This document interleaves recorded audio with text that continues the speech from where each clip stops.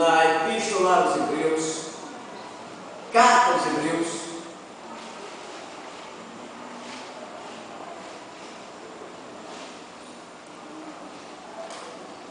Hebreus capítulo 12.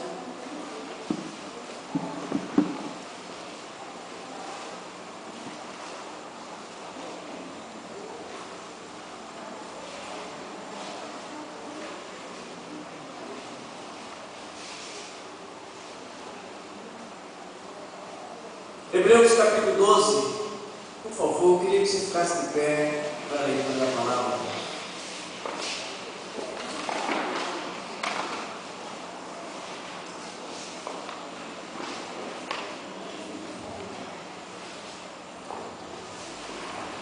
Nós vamos do versículo 14 até o versículo 17. Nós vamos ler os 4 versículos apenas para contextualizar, porque na verdade nós vamos falar principalmente do versículo 16 e do versículo 17. O texto diz assim: segui a paz com todos e a santificação, sem a qual ninguém verá o Senhor, atentando diligentemente, porque ninguém seja faltoso, separando-se da graça de Deus, nem haja alguma raiz de amargura que brotando vos perturbe, e por meio dela muitos sejam contaminados, nem haja algum impuro ou profano, como foi Esaú, o qual, por um repasto, vendeu o seu direito de primogenitura, pois sabeis também que posteriormente, querendo herdar a bênção, foi rejeitado, pois não achou lugar de arrependimento, embora com lágrimas o tivesse buscado. Vamos lá. Senhor, com temor e com tremor diante do Senhor, nos apresentamos a porção linda da sua palavra. Confessamos que nós mesmos não temos nada para dar a esse povo. Pelo contrário, é possível que, se for apenas de nós, tenhamos apenas uma má influência. Precisamos que o Senhor graciosamente fale o coração de cada um de nós. Precisamos que o Senhor, com misericórdia, alcance a cada um de nós, o profundo da nossa alma, preenche os espaços, não apenas os espaços vazios, mas esvazie os outros espaços e nos preencha por completo. Fale conosco, glorifique o seu nome, o engrandeça. Eu oro que esta noite seja uma noite em que sejamos edificados pelo Senhor. Eu oro, Deus, em nome de Jesus, que pela sua misericórdia, cada um de nós possamos perceber a sua presença. Use a minha vida apesar de mim, tire água da pedra, faça brotar no deserto, nesta noite, falando a cada um de nós, e receba a honra, a glória e o louvor, em nome de Jesus oramos. Amém. Por isso,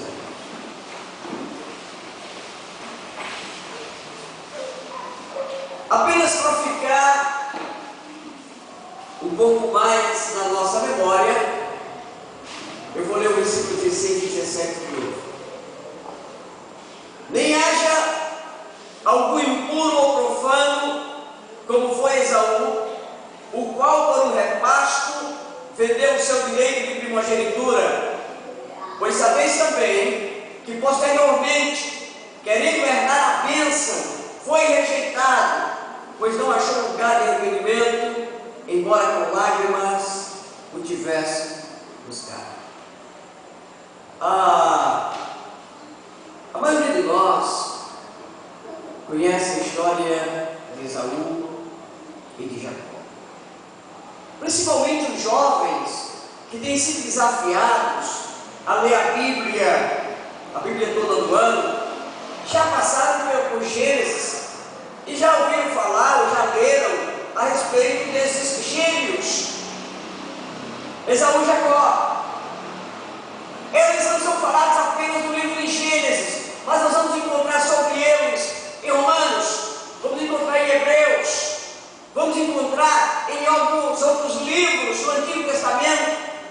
Então, Jacó e Esaú serão pessoas familiares aos nossos ouvidos, serão nomes familiares aos nossos ouvidos. E essa noite eu quero falar a respeito de Esaú, porque Esaú é um exemplo ao contrário. Ou, na verdade, é um mau exemplo. É um exemplo para não ser seguido. É interessante que Esaú não é alguém que, como nós estamos acostumados a denominar, alguém que nasceu num lar de pais separados, num lar de pessoas ímpias, num lar onde reinasse a droga, onde reinasse a desavença, a prostituição, o pecado, carnalmente falando, fosse exposto. Esaú e Jacó são filhos dos mesmos pais, da mesma mãe. E Esaú e Jacó nasceram no mesmo dia. Em seguida, um e o outro, porque são gêmeos, da mesma barriga, do mesmo pai, nascem e têm destinos diferentes, formas de percepção espiritual diferentes e, obviamente, consequências diferentes pelas atitudes que têm tomado. Quando ele diz, do versículo 16, não haja algum impuro ou profano, como foi Esaú, quando o autor de Hebreus está dizendo que não é para haver o mesmo em vós, então é porque existe a possibilidade de no meio das pessoas existir alguém com coração como o de Esaú. O problema é que Esaú nunca admite que é Esaú. Esaú sempre acha que ele é igual a Jacó. Ele está na mesma casa, debaixo da mesma influência, comendo a mesma comida, como crentes que estão dentro da igreja, ouvindo a mesma pregação, sendo pastoreados pelo mesmo pastor, ouvindo as mesmas coisas, participando dos mesmos grupos, que poderia se perguntar aqui, na verdade, você parece mais com Esaú ou com Jacó? Você é quem? Tanto Esaú como Jacó têm os seus interesses, suas próprias atrações, aquilo pelo qual o seu coração palpita. Seus anseios, sonhos, desejos. Ele diz, não haja algum.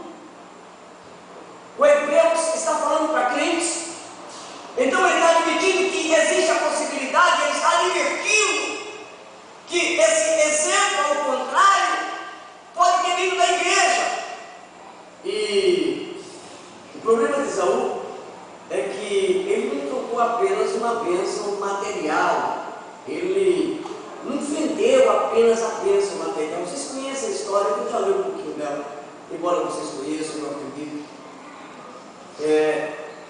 Ele não vendeu apenas uma bênção material, aquilo que poderia ser abençoado para a vida dele, de ele ser próspero, de ele ganhar isso, de ele ganhar aquilo. Na verdade, ele vendeu, ele comprometeu o plano de Deus para a vida dele. Aquilo que poderia ser, lembre-se, ele nasceu primeiro, era o primogênito, tinha direito à primogenitura, isto é, a bênção de Deus seria sobre ele, fatalmente. Porque o primogênito, na Bíblia, recebe uma bênção diferenciada. Ele é o primeiro e ele é diferenciado em ser abençoado. No entanto, ele comprometeu isso quando ele vendeu, quando ele trocou a bênção que Deus tinha para ele. Isso pode parecer uma coisa simples, se você não analisar, por exemplo, que Esaú e Jacó são netos de Abraão, e que com Abraão foi estabelecido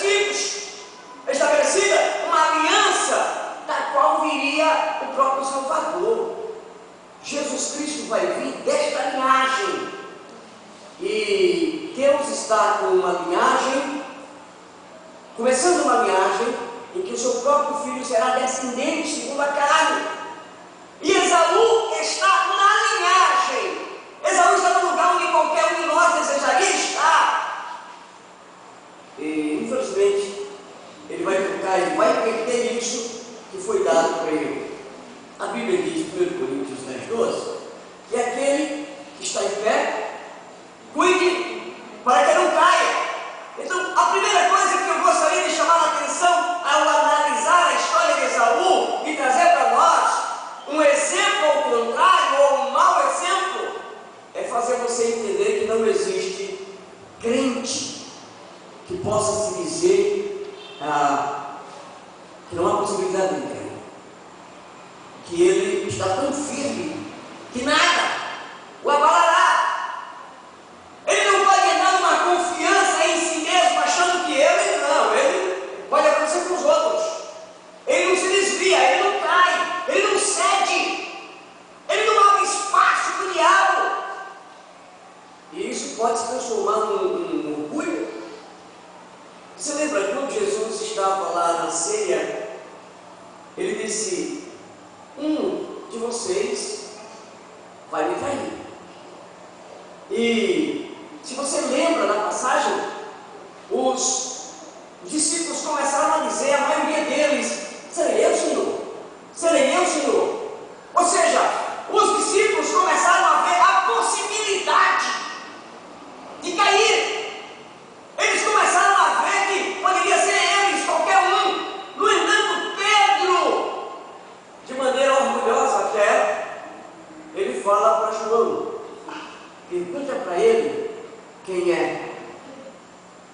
Ele pede que João pergunte para Jesus Cristo quem é. O que ele está dizendo com essa atitude? Eu confio em mim e confio em ti. Não sou eu nem você.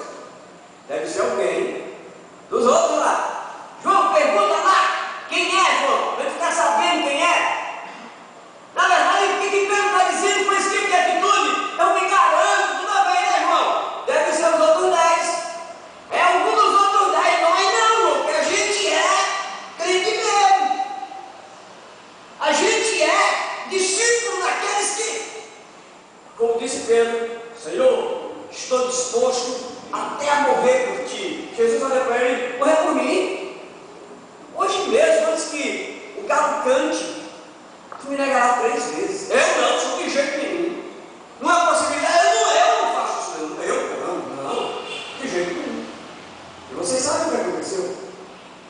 Mas nesse momento, de forma, eu diria até arrogante, Pedro se vira para João, pergunta a ele, João, pergunta para ele quem é.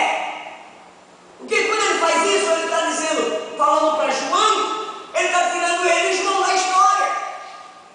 E está deixando os outros, como se não pudesse acontecer. Pedro, diferente do resto, ele não pergunta, porventura serei eu, Senhor? Pedro não admite a possibilidade de que ele poderia ser o cara que ia cair.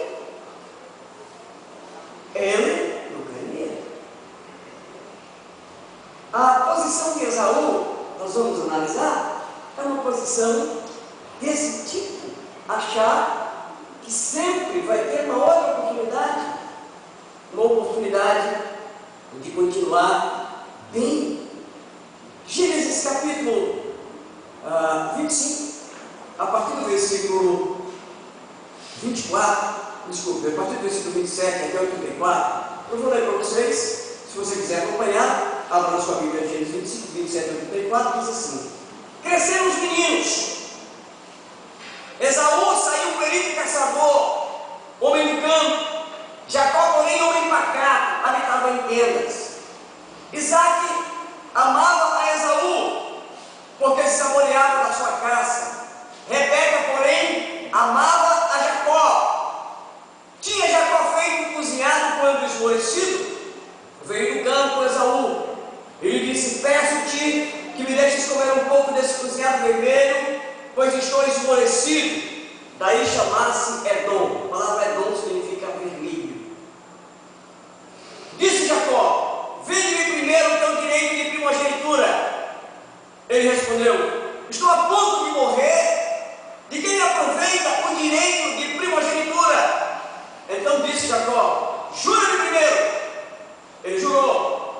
vendeu o seu direito de primogenitura a Jacó. Deu, pois, Jacó a Esaú pão e o cozinhado de lentilhas.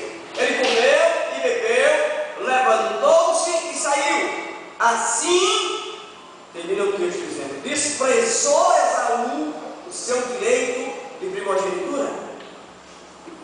Há uma coisa que precisa ser considerada nessa relação comercial quando estamos falando de compra e venda.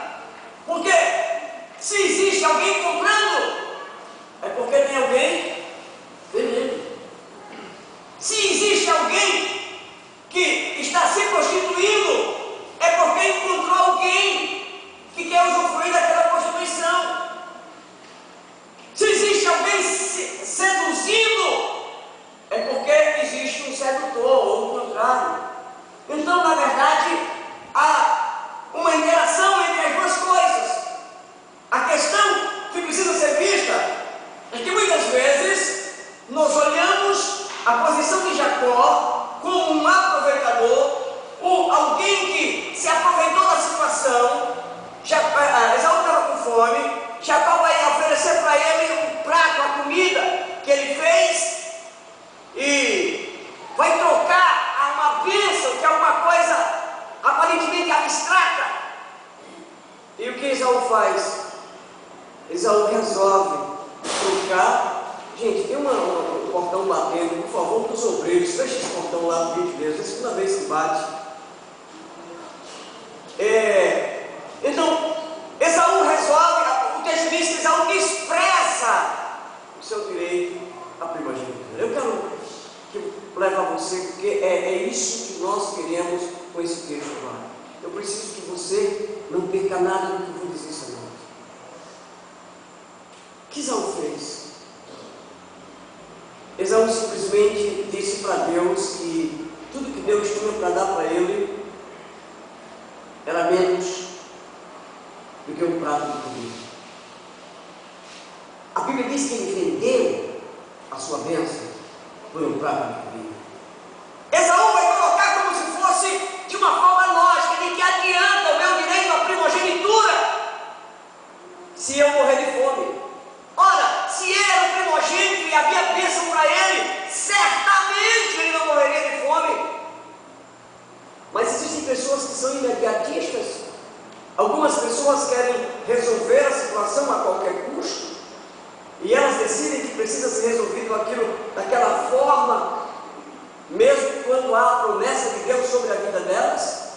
É o caso de pessoas que decidem, por exemplo, se casar, ter um relacionamento, ainda que o relacionamento não seja de Deus, ainda que a pessoa seja divertida para que ela não case, ela não namore, ela não noive, ela diz, não, na verdade é de Deus, a pessoa da igreja, é convertida, Deus isso, Deus aquilo,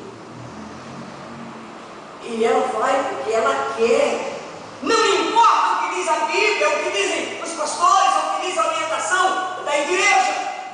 Assim também, como quando alguém quer tomar uma atitude, às vezes de um trabalho, de um emprego, elas chegam justificando com a palavra. Foi o que Esaú tentou fazer. Esaú tentou justificar com a palavra. Ele disse: o que me adianta ter uma bênção, uma promessa de bênção sobre a minha vida, se eu morrer de fome? Adianta do quê eu tentar, de alguma forma, pensar naquilo que vai vir para mim, se eu vou morrer de fome? Me aproveita do quê? E aí, o texto diz que ele vendeu, ele desprezou, na verdade, a bênção de Deus. E aí tem um texto na Bíblia em que o Senhor diz assim: escute isso. Eu amo os que me amam. O Senhor diz que honra os que o honram, mas também o Senhor diz que despreza aqueles que o desprezam.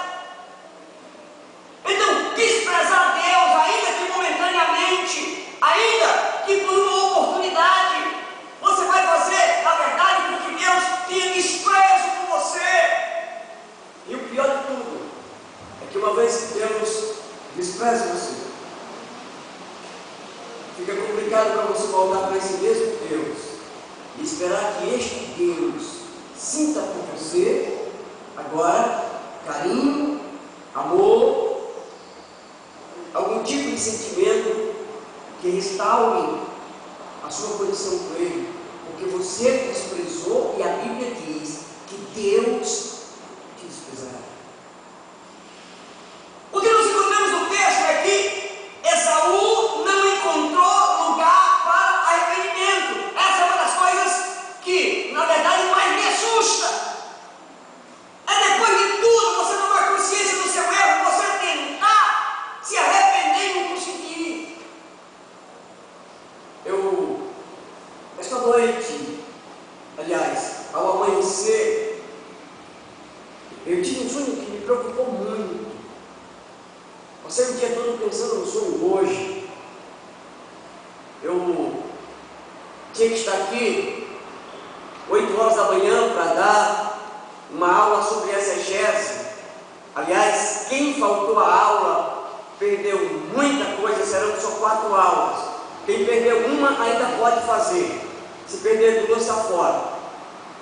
Porque perdendo uma é 75%.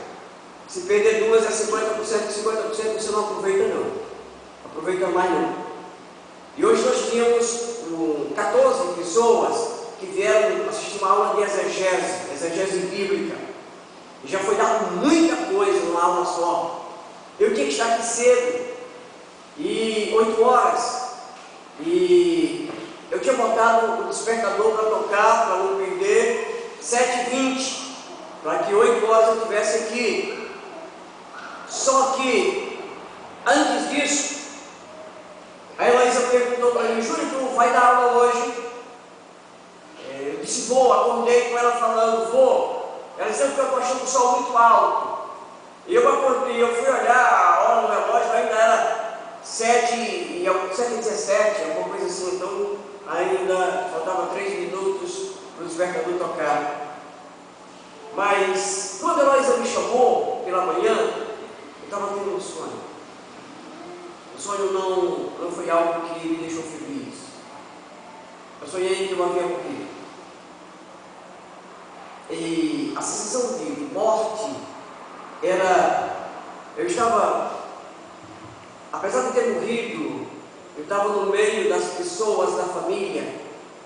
E eu via todos os meus familiares, minha esposa, filhos e os meus cunhados, concunhados, como a gente costuma fazer quando tem uma comemoração na família. A família da Heloísa é muito grande e normalmente se junta a família inteira e se junta de diversas formas, em diversas casas. Uma vez na casa da minha sogra, uma vez na casa da minha cunhada lá no Maracanaú, outra vez na casa de alguém, e assim vai.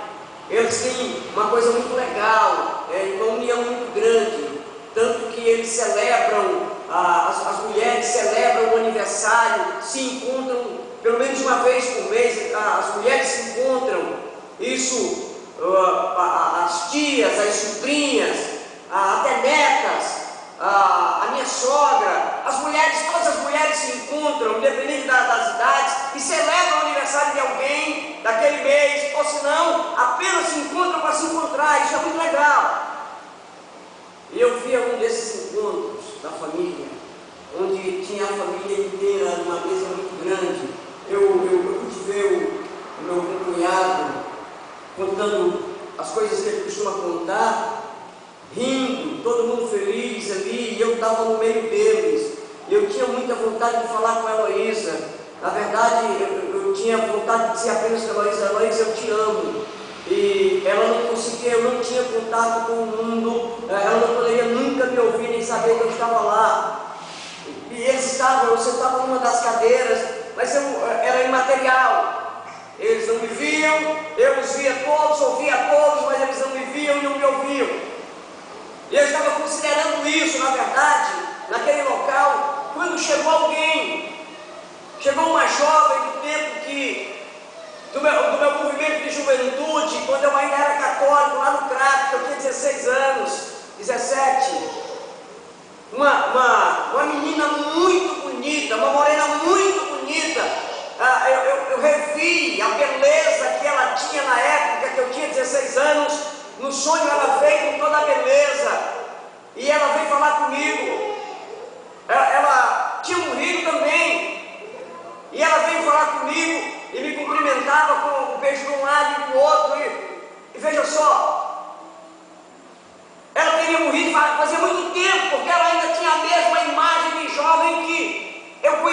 merecia, ela não tinha merecido, isso no sonho. E eu perguntei para ela, o que aconteceu com você? Ela disse, a gente estava com os amigos, e ela começava a falar de uma forma muito calma, de repente ela se empolgava e depois murchava o que ela estava falando. Nós estávamos juntos, entre os amigos, e nós fomos para uma festa e começamos a beber, e bebemos muito. Ela se empolgava nesse momento de dizer que beberam muito.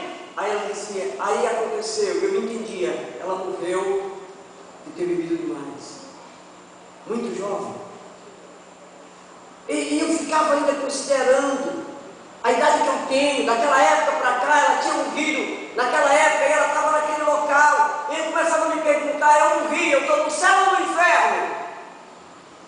Esse local que eu estou aqui, ela começou uma preocupação, é céu ou é inferno? Se aqui for inferno, eu não estou vendo nenhum problema, grande, alguma coisa de tormento.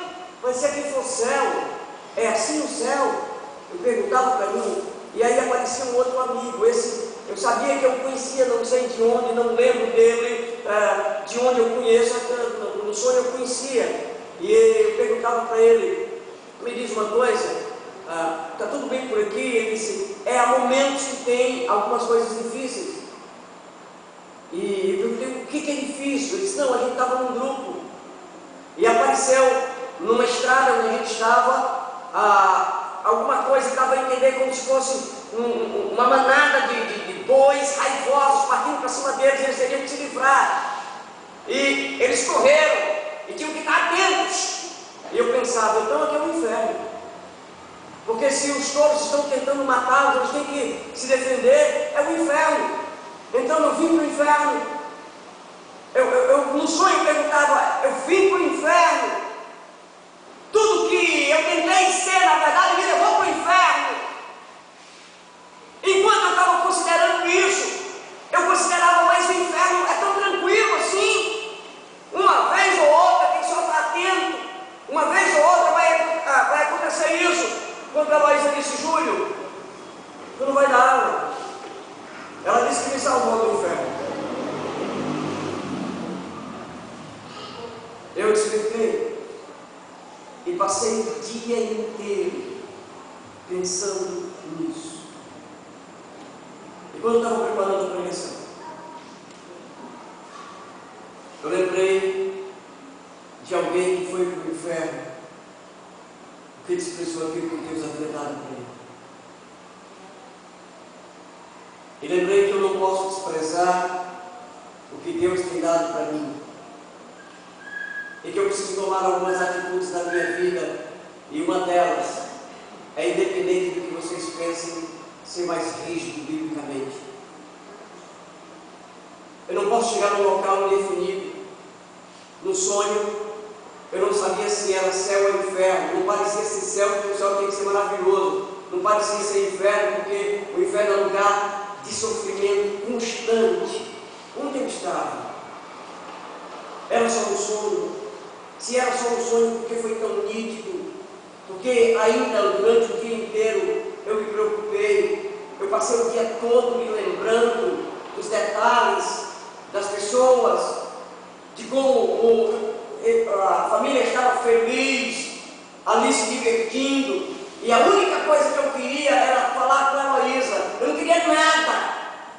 Só dizer que eu queria que a Heloísa ouvisse eu falar para ela. Heloísa, eu te amo. Só queria que ela ouvisse, soubesse que eu estava dizendo. O tempo inteiro. E eu não conseguia fazer isso. Eu estava pensando, como eu vou fazer para comunicar isso? Aquela história de arranjar um jeito. Mesmo morto, arranjar um jeito. Procurar um jeito para fazer aquilo que não era ser feito.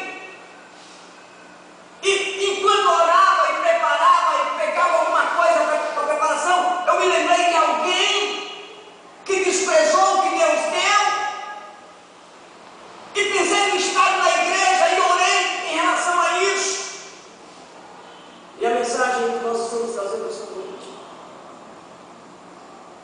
é que você pode vender por nada o que Deus te deu. Esaú vendeu por um prato de comida. Biblicamente falando, ele não foi o único.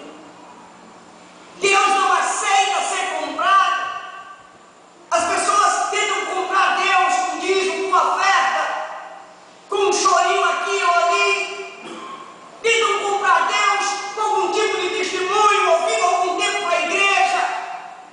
Como se Deus fosse bobo e pudesse se enganar com o que as pessoas aparentemente estão fazendo por Ele. No livro de Atos, no capítulo 12, no versículo 18 a 21, uma história que está escrita assim: vendo, porém, Simão, que pelo fato de imporem os apóstolos as mãos, era concebido o Espírito Santo, ofereceu-lhes dinheiro, propondo: concedei-me a mim este poder, para que aquele sobre quem eu impuser as mãos receba o Espírito Santo. Pedro, porém, lhe respondeu: teu dinheiro seja contigo para a perdição, pois julgaste adquirir por meio dele o dom de Deus. Não tens parte nem sorte nesse ministério, porque o teu coração não é reto diante de Deus. Simão era um mágico. Ele viu os apóstolos colocando as mãos sobre as pessoas e as pessoas recebendo o Espírito Santo. Ele ofereceu dinheiro para os apóstolos: eu quero, olha, vou dar dinheiro para vocês, vou pagar vocês, vocês passarem para mim esse dom, como se fosse ensinado, como se fosse possível vender, como se Deus fosse alguma coisa que pudesse ser vendido por dinheiro. E Pedro disse: esse dinheiro teu é para a tua condenação, é para você ir para o inferno. Dinheiro que compra o inferno, uma vaga no inferno. Você pode vender a sua bênção por dinheiro nenhum. No livro de Gênesis, conta a história, por exemplo, de um dos filhos de Jacó, chamava-se Rúben, que era o primogênito. Sobre ele viria também a bênção da primogenitura, mas ele se deitou com uma das concubinas do pai, e ele não recebeu a bênção. Ele não pagou nada, mas ele quebrou regras que Deus não aceita. E a bênção da primogenitura veio sobre José. Deus transferiu de Rúben, que era o primogênito, para José, o penúltimo dos filhos. A bênção da primogenitura foi transferida, porque Deus não achou aquele homem digno, embora ele fosse o primogênito. Não basta ser o primogênito, não basta ser aquele que nasceu no tempo certo, precisa seguir as normas certas, da forma certa.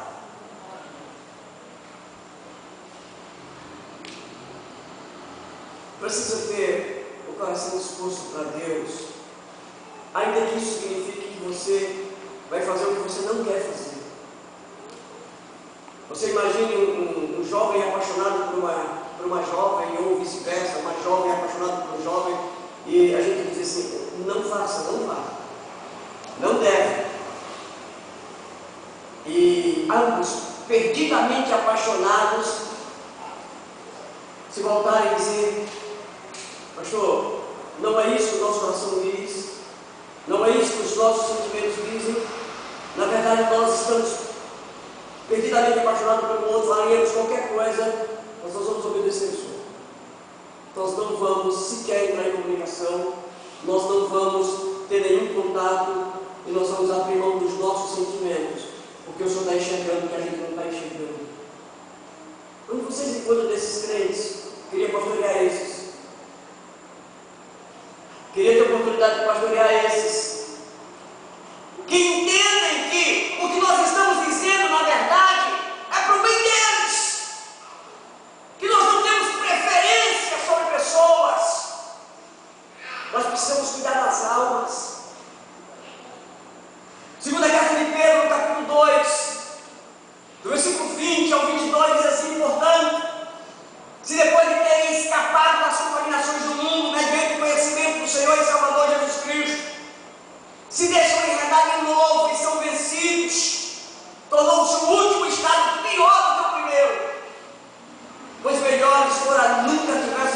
o caminho da justiça, do que após conhecê-lo, volverem para trás, apartando-se do santo mandamento que lhes fora dado.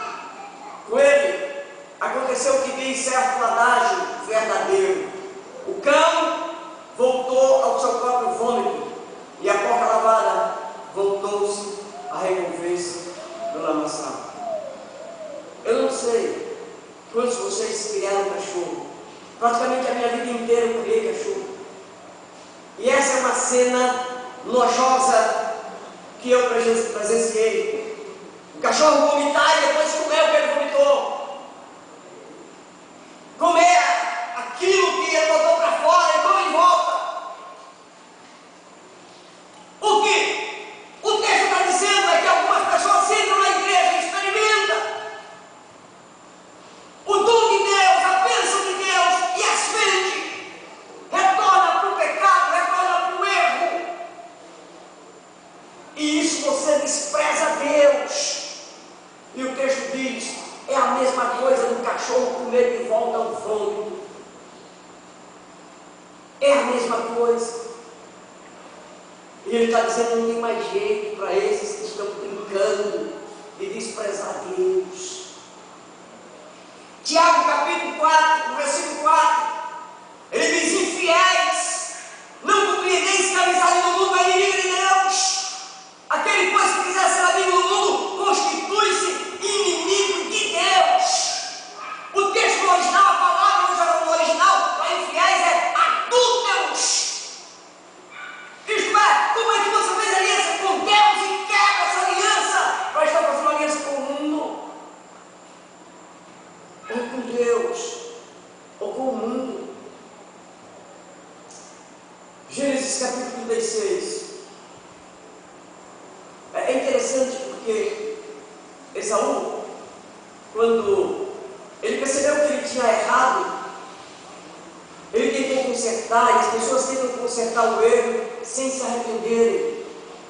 Eu disse a vocês que eu ia mostrar com um mau exemplo, com um exemplo que não deve ser seguido, o que aconteceu com alguém que poderia ter o direito da primogenitura e trocou por um prato de comida. Gênesis capítulo 36. Deixa eu abrir. Há uma ordem do pai de Abraão, do pai de Esaú e Jacó, que é Abraão, em que não se tomasse nenhuma mulher para casar que não fosse da linhagem dele próprio. Tinha que ser alguém da família. E o que acontece? O que o texto diz no capítulo 36 é que Esaú casou-se com duas mulheres que não tinha nada a ver com a família. Versículo 2: tomou Esaú, pois, mulheres dentre as filhas de Canaã, Ada, filha de Emon, o Eteu, Oholibama, filha de Aná, filho de Zibeão, o Eveu, e Abassemate, filho de Ismael, irmã de Nebaiote. O versículo 2 diz que ele tomou duas mulheres, e essas mulheres não faziam parte da família, não era da linhagem. E a Bíblia diz também um outro texto que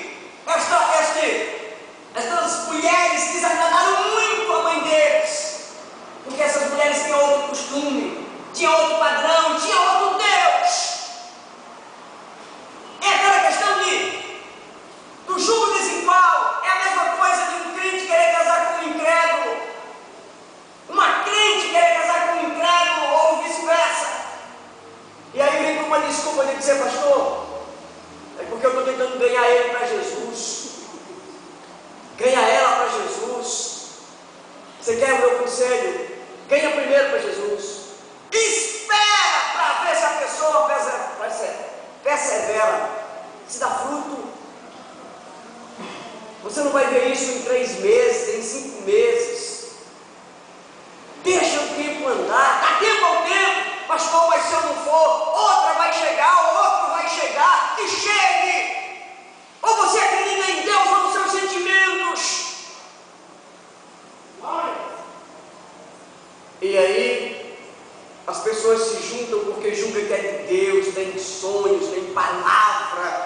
declararam a Deus, Deus falou. Nessas horas são tão crentes, ouvem a voz de Deus de todas as formas. É um absurdo ouvir as pessoas apaixonadas arranjando argumentos para dizer que é de Deus. Foi o que Esaú fez. Pegou duas mulheres e se juntou com elas. E quando ele viu a ordem do pai dizendo para o servo, disse para o servo mais velho: olha, põe a mão aqui debaixo da minha coxa e jura que tu vai à casa do meu pai, da minha descendência, vai procurar uma mulher da família, que tu não vai trazer nenhuma outra jovem que não seja da minha família para casar com meu filho Jacó.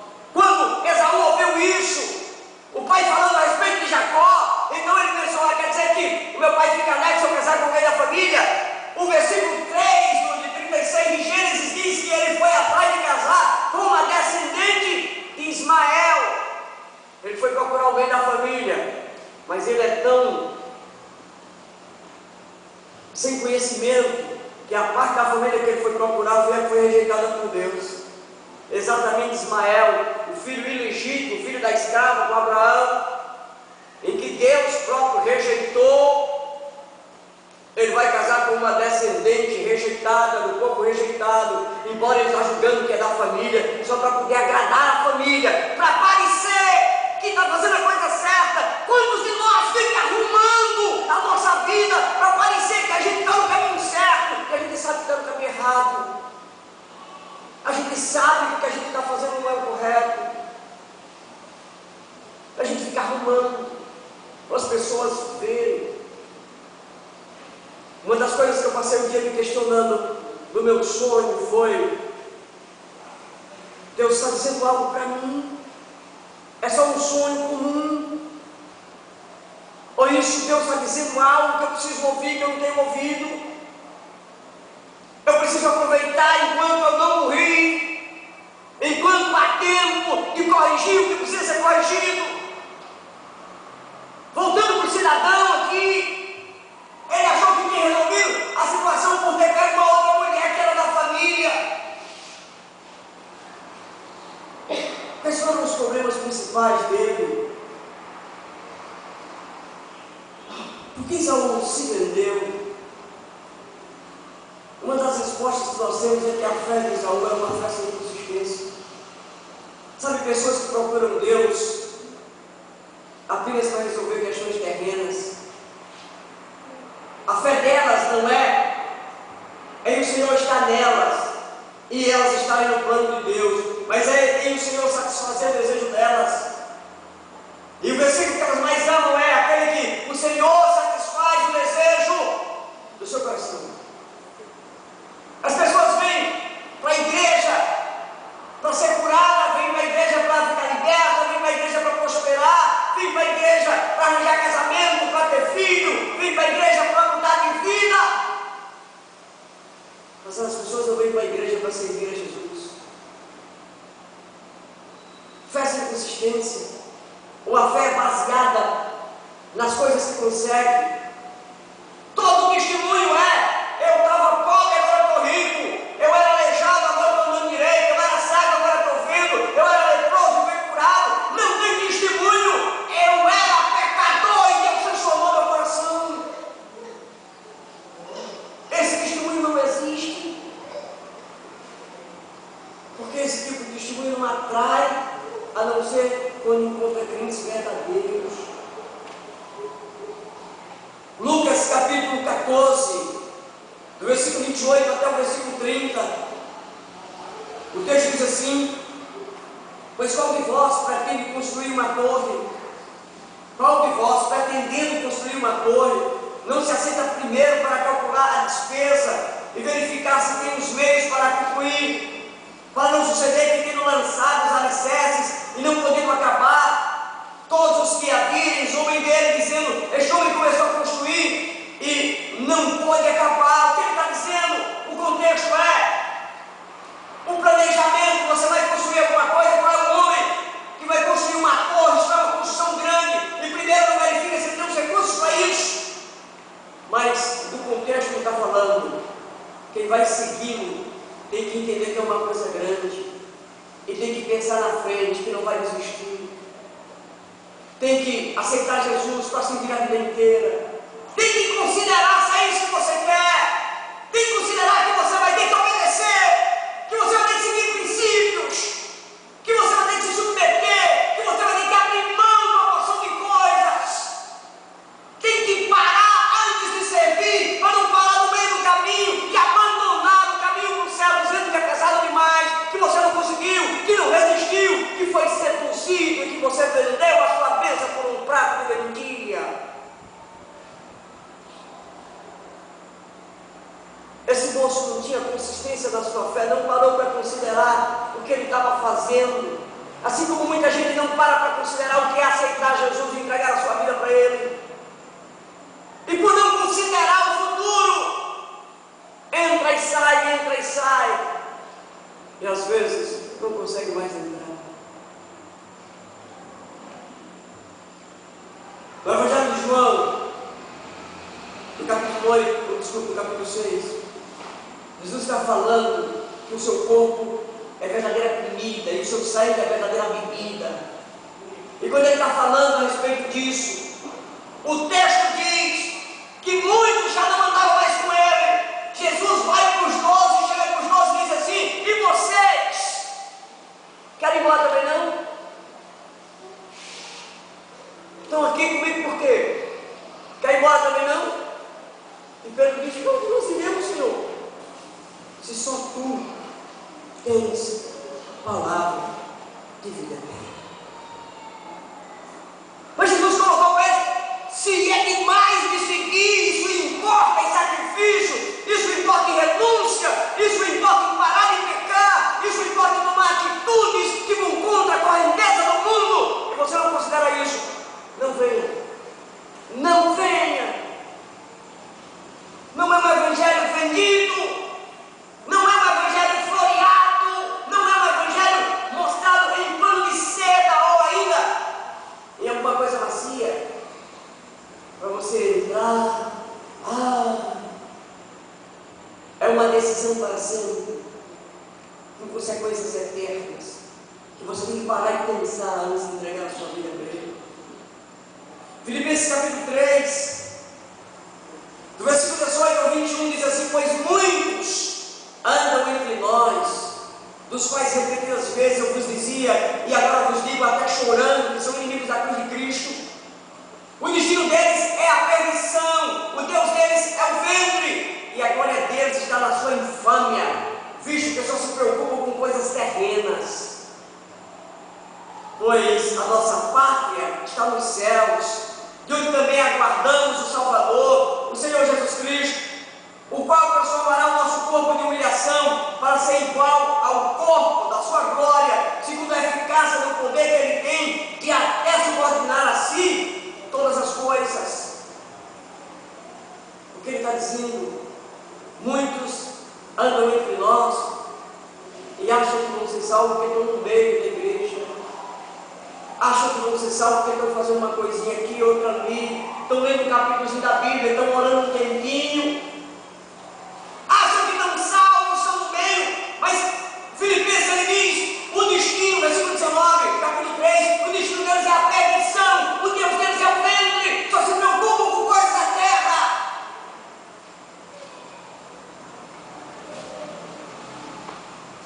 Então Esaú teve uma fé sem consistência.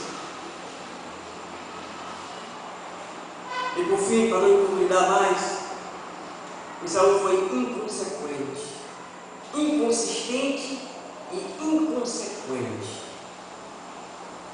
Hebreus capítulo 12, no versículo 17 diz assim: pois sabeis também que posteriormente, querendo herdar a bênção, foi rejeitado, pois não achou lugar de arrependimento, embora com lágrimas o tivesse buscado. Gente, deixa eu dizer uma coisa para vocês, por favor. Eu vou pedir a vocês que entendam isso, se esforcem para entender isso. Por melhor ator que você seja, por mais que você chore na presença de Deus, se desmancha em lágrimas. Jeremias diz: ah, quem dera que a minha cabeça fosse cheia d'água e tudo isso fosse colocado para fora em lágrimas pelo meu povo. Por mais que você chore, que você grite, que você se jogue no chão diante de Deus, sem arrependimento, você será rejeitado. O seu choro não mobiliza o coração de Deus. O seu choro não move o trono de Deus. O seu choro não faz Deus mudar em nada. Se não houver arrependimento, se a sua fé é uma fé achando, você fez teatro a vida inteira, dentro da igreja, na sua casa, na sua escola, onde quer que seja, você foi um bom representante. Esaú chorou, a Bíblia diz que ele buscou arrependimento, chorando, mas foi rejeitado, porque ele não conseguiu se arrepender. Arrependimento não é simplesmente, eu vou continuar fazendo, uma hora dessa eu paro e me arrependo. Pare agora, hoje! Antes que você não consiga mais. Lembra do cão que comeu o próprio vômito?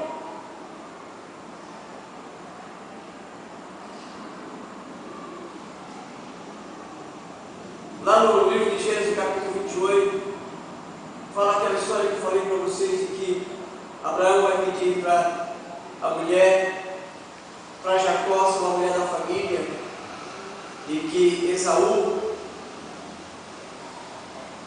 casa com uma rejeitada, achando que é da família, e está resolvendo a situação, substituindo. Mas Gênesis 27, e eu queria que você visse comigo Gênesis capítulo 27, se você puder, se você for rápido, senão só escute.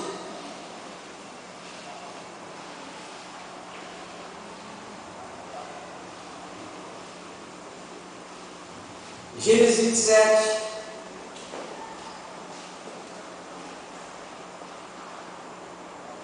começando versículo 30, diz assim: mal acabará Isaac de abençoar a Jacó, tendo este saído da presença de Isaac, seu pai, chega Esaú, seu irmão, da sua caçada, e fez também ele uma comida saborosa, a trouxe seu pai e lhe disse: levanta-te, meu pai, e come da casa de teu filho, para que me abençoes.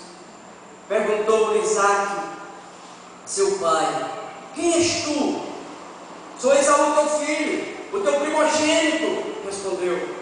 Então estremeceu Isaac de violenta comoção e disse: quem é, pois, aquele que apanhou a casa e me trouxe? Eu comi tudo antes que viesses e o abençoei, e ele será abençoado. Como ouvisse Esaú tais palavras de seu pai, bradou com profundo amargor e disse: abençoa-me também a mim, meu pai. Respondeu-lhe o pai: veio teu irmão astuciosamente e tomou a tua bênção. Disse Esaú: não é com razão que se chama Jacó. Jacó, a palavra Jacó significa usurpador. Pois já 2 vezes me enganou, tirou-me o direito de primogenitura e agora usurpa a bênção que era minha. Disse ainda: não reservaste, pois bênção nenhuma para mim. Perceba, Esaú vendeu o direito da primogenitura. Quando ele vai ao pai, ele diz, o pai diz: ah, eu abençoei teu irmão que veio disfarçado aqui, eu pensei que fosse você, abençoei ele. Ele diz: ele me enganou, ele tomou a minha bênção. Eu pergunto: ele tomou mesmo? Não. Esaú vendeu e agora queria ter enganado 2 vezes, vendido e receber a bênção. Algumas vezes nós questionamos e perguntamos: Deus, foi justo isso? É justo dar a bênção que era do primogênito para o outro? O Senhor que sabe tudo e viu ali o que Jacó fez. A questão é: não foi Deus que deu a bênção para Jacó, foi Esaú que rejeitou a bênção e Deus não o quis mais. Ele pensou que estava enganando apenas o homem. Deus levou em conta a rejeição dele. Irmãos, ao rejeitar a Deus, você está fazendo Deus rejeitar você. Quando você rejeita o Senhor, você está dizendo para o Senhor: me rejeite. Que isso tem implicações eternas. Isso é um problema grave. Você pode conquistar as coisas. Conquistei. Eu não preciso mais da opinião do pastor. Eu não preciso depender do pastor. Até para saber que cor vai ser não sei o quê. Para saber disso, para saber daquilo. Não, eu já sou maduro o suficiente. É mesmo? Sério? Esaú também pensava assim. Que Deus não estava vendo, não levava em conta. Deus levou em conta. E o pior é que quando Esaú vem a Jacó,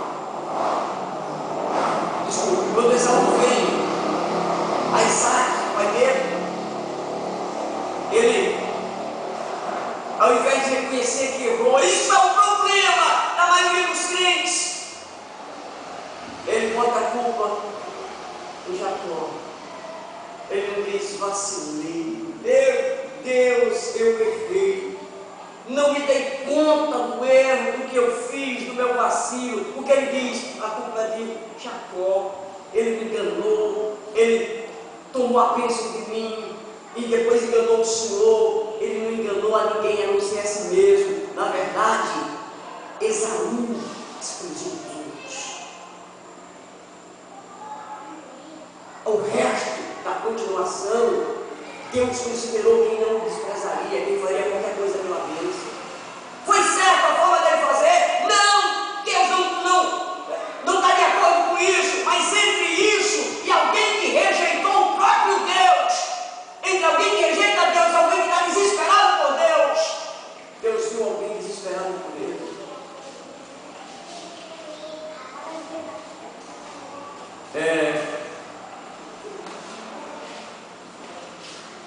A diferença entre uma pessoa arrependida e uma pessoa que está tentando enganar o próprio Deus, eu vou dizer agora e vou terminar a pregação. Vocês sabem que Pedro negou Jesus Cristo. Quando ele se deu conta que ele havia negado Jesus, discute isso. Quando ele se deu conta que ele tinha negado Jesus, a Bíblia diz que ele chorou amargamente. A Bíblia diz que Judas vendeu Jesus. E quando ele entendeu o que ele tinha feito, ele sentiu remorso. Ele sentiu remorso. Pedro se arrependeu. Embora tivesse negado Jesus, se arrependeu e reconheceu nele: o problema está em mim. Judas achou que o problema era dos outros. Pedro continuou apóstolo, continuou seguindo Jesus. Judas estava rico, mas foi para o inferno cometendo suicídio.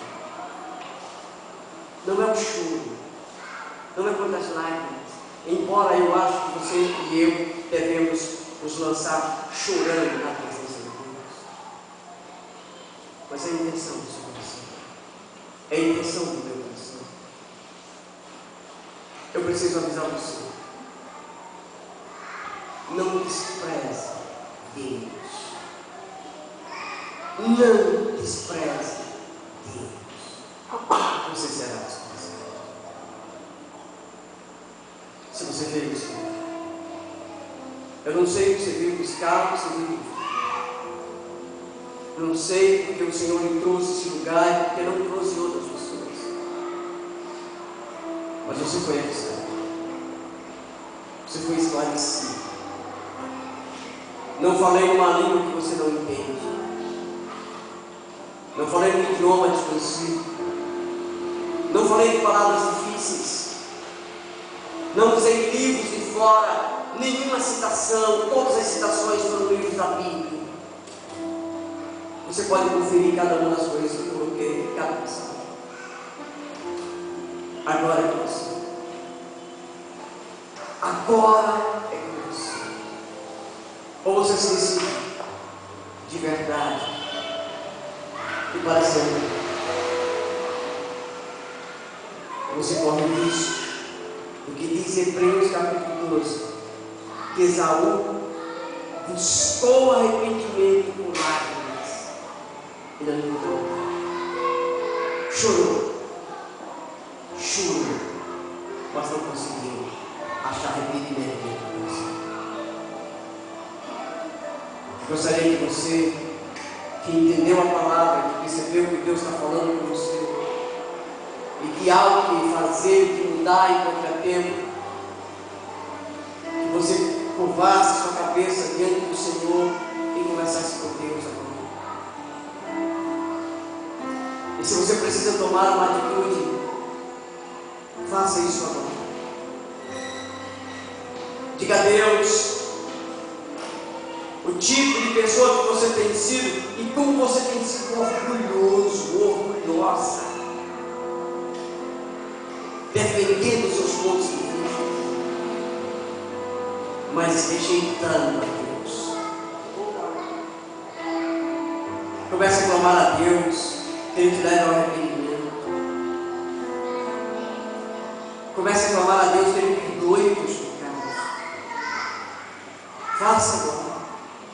Se você ainda não entregou sua vida a Jesus, peça a Ele para entrar no seu coração, com suas palavras, convide Jesus para ser o Senhor e o Salvador da sua vida. E se você desejar orientação, ao final do culto você me procura. Eu gostaria de orar por você. Eu gostaria de marcar um dia para a gente conversar e conhecer mais sobre o seu coração. Agora eu quero que você fique de pé e vamos orar.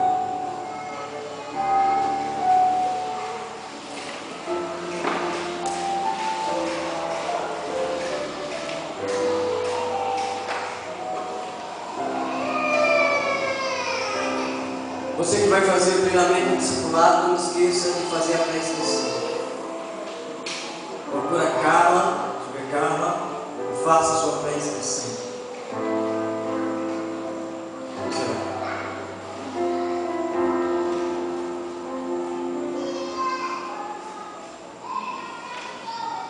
Pai Santo,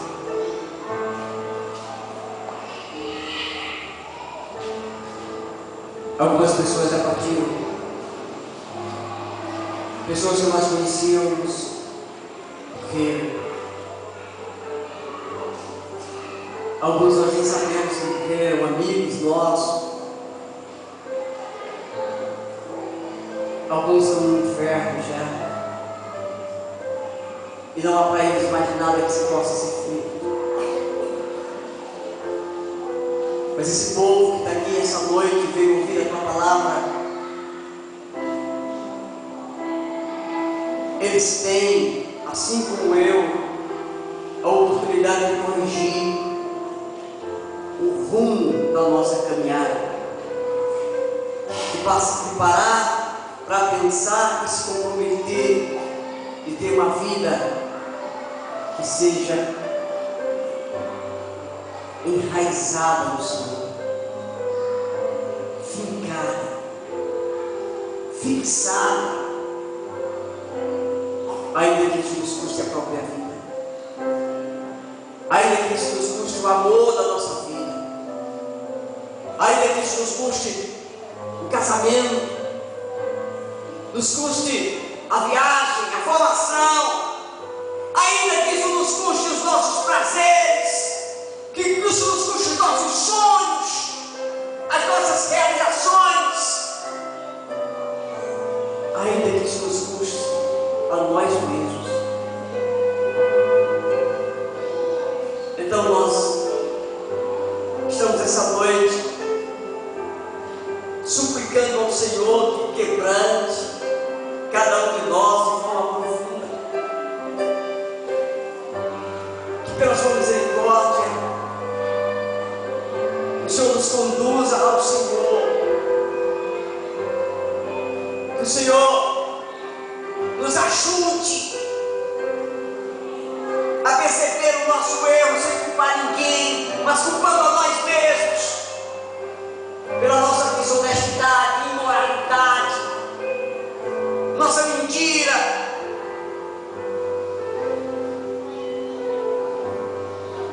Porque nós enganamos pessoas.